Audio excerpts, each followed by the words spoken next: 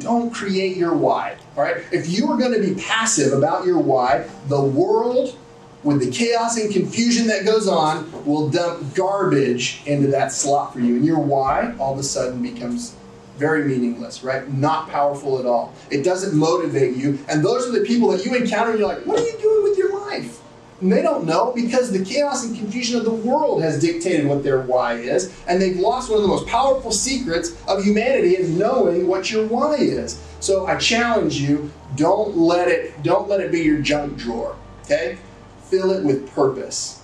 Be mindful of what your why is and actively seek to create a powerful why for you and your teams, right? And this principle can apply just to you as an individual, then it can apply to you in your office or your family. You can apply this anywhere. What is our why as a group, okay? And we'll get to that. It's going to translate into our cultures here. So another kind of construct of this same principle, it comes from, I love getting reading material from people. I love to hear about books that people are reading. This is another great one, The One Thing. It might be my favorite book. It's so good.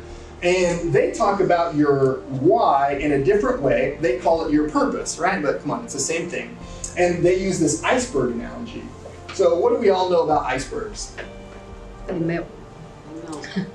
They melt. Okay, well, we're not going in that vein as much as we are going for 70% of them reside under the surface. That's right. So if this is your life, down here, probably the majority of this is your purpose or your why, okay? It relies under the surface where people don't really know it, they don't see it. And then once you have that why, it allows you to prioritize your life. If you have a strong why, then you know what your goals are. You know what you're trying to achieve. Therefore, you'll prioritize your activities and your endeavors to align with your purpose, with your why.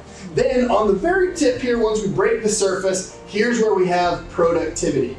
This is what the world sees. This is when they say, wow, you're awesome. What a go-getter. I'm so impressed with what you do and your work and whatever about your life. This is all they see. People have no idea that the 70%, the majority of the work, it lies under the surface.